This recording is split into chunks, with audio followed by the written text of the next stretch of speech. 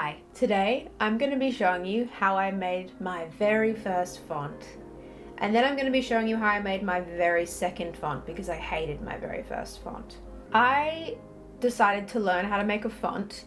I took a class online and I learned some skills. And speaking of skills, this video is sponsored by Skillshare. So a massive thank you to them for collaborating with me on this video. If you don't know what Skillshare is, it's like an online learning community for creators with more than 25,000 classes in design, business, and heaps of other stuff. A premium membership with Skillshare gives you access to everything so you can pick and choose exactly what you'd like to learn. It's actually also surprisingly affordable. It's less than $10 a month, and if you're interested in trying out Skillshare, you can use my link in the description. First 500 people get a 2-month free trial. If you haven't watched many or any of my videos, you might not know that I studied design, so I have a background in graphic design. I love typography, but I've never really considered making my own font. I was really surprised though to find out that they have so many classes in typography, and specifically there are quite a few on creating your own font. I took the class Build a Better Font by Jamie Barlett, and this just took me through the whole process from inspiration to actually creating and testing the font. I would recommend this class if you're looking to make your own font, but I'd also recommend Skillshare as a whole if you're working in design, you're studying design, or you want to work in design, just because there are so many classes, particularly in the graphic design field, and they're all at different levels. So if you're a beginner, they have heaps of beginner stuff, but they also have really advanced classes. I'm going to be trying to take some more classes in Illustrator just because I'm not very confident in it. I have a very base understanding of it, so that's something that I'm going to be working on with Skillshare. Getting started with the font though, the first thing for me was finding inspiration. Like, what type of font did I want to create? When I was first watching this class, I was actually at a cafe with my friend Mika. We were being really productive. I'm pretending I'm working. Yes, oh my god. Yeah, but I'm going to pretend that I'm working. And I saw this mural, and this is by Frank and Mimi. They have done heaps of stuff around where I live, and heaps of other places as well. And I thought, yeah, maybe I'd make something like a display title that's really bold, but like floral, and just go all out. But then I kind of took a step back and decided I'd go to Pinterest, which was a terrible idea because I got overwhelmed and I had to shut it down basically, and whatever this is, I had to do this. But then I was sort of thinking, like, if I'm gonna make a font, like, I want to be able to use it. Like, I want to use it. It's my font. So I went back to my roots, to my very first video where I talked about my logo, making my Zozzolini logo, which I'm not really using anywhere at the moment, but I mean, it's still mine. So then that's when I actually started sketching the font. And I just want to jump in and say that I'm referring to what I made as a font and not a typeface, because I'm specifically focusing on creating a file type and not a font family. So I'm not creating like regular italic bold. I'm just creating the one file. So that's why I'm calling it a font and not a typeface. So I started out sketching my ideas, but then I was just too excited and I just kind of wanted to have something to play around with, so I went straight into Procreate. So I drew all of the letters out. I basically used a 3x3 grid for some of the letters. Some of the letters I didn't use a 3x3 grid, like just because it didn't work. And then I followed all of the steps in the class. I vectorized and unified all of my letters, and I put them into another app, and I did all of the spacing, and it sucked. I tried to kern, it was really bad. It just kind of looked cheesy and overdone. Like, the market for handwritten fonts is oversaturated, but I'd already invested too much time in it, so I just went with it and tried to finalize it. And as you can see, this is a very professional font. It can work in many situations. Oh, that one's kind of cute though.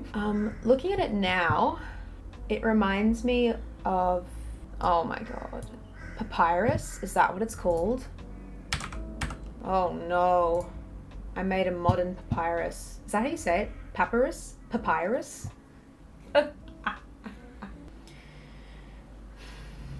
Anyways, then I decided to move onwards and upwards and create my second font. I just decided I couldn't leave it there. Like this, I don't like it. So, roll the clip. It's me, I'm the editor. Hello, good morning. As you saw, I made a font, but I hate it. Surprise, surprise, Zoe hates what she did. Whenever I say that I hate something, I always get comments of people who, you know, say that I shouldn't be so hard on myself, and, you know, they want to see me say that I hate myself. But the only reason that I say that I hate it is because I know that I can do better, or it's not up to my standards. But it doesn't discourage me. Like, I know for some people, when they make something and they really don't like it, it's kind of like, maybe I shouldn't try that again. But for me, it's the opposite. I just want to prove that I can actually make something better than what I made. So I'm going to try again. I'm just going to try and be a bit more consistent. Still going to be hand drawn, still going to be done on Procreate. I really liked the texture of how it turned out. But this time, yeah, I'm just going to try to be a bit more consistent all around. But, you know, we'll see how that goes. I have these books. Let's have a look. I use this font Verdana. I never realized why I liked it so much until I realized that IKEA also uses this font. Oh, just look at that. Incredible. I love this book.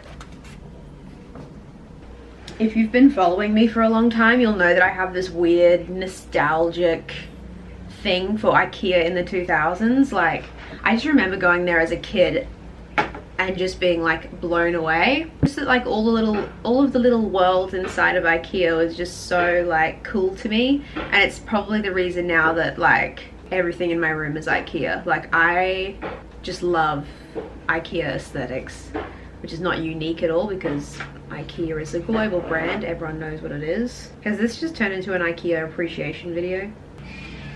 Oh, okay, I need to stop filming. Okay guys, so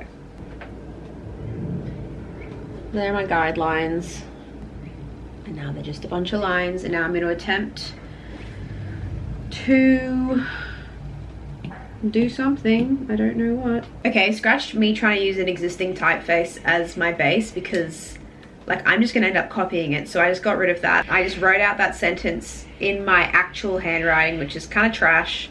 You know, I changed up the sizing of things to make it a little bit more interesting. But now that I have it, I'm going to bring it into Illustrator, image trace it, do everything that I did yesterday, and see how it looks, because I think once it's in the actual program, depending on how you space it, it can look really different. So, I don't know. I'm going to do that now. And then I followed the steps again. I had to re-watch some stuff because I had forgotten it, even though I only learned it yesterday. But I relearned that shit. Even though this font doesn't follow any rules, the like kerning somehow turned out better than the other one that did follow rules. But I think that's just because it's overall really chaotic, so it doesn't even matter. So here is the font. Put it over here. That only took me like an hour, whereas yesterday it took me the whole day to make that font.